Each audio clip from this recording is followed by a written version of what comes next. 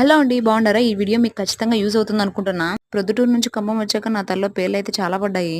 తలలో చేయి పెట్టి చూసేవాళ్ళు గూడా లేరనమాట. మా ఆయన్ని "తలలో పేర్లున్నాయి ఒకసారి చూడవా" అని చెప్తే పేరును 2 చేతులతో పట్టుకొచ్చి నాకిస్తున్నాడనమాట.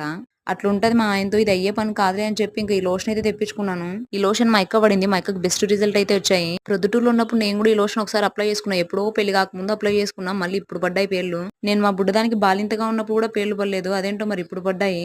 ఈ లోషన్ అయితే అందరికీ యూజ్ అవుతుందండి. ఎలాంటి సైడ్ ఎఫెక్ట్స్ అంటూ ఉండవు. ఎందుకంటే నేను యూజ్ చేశాను కదా!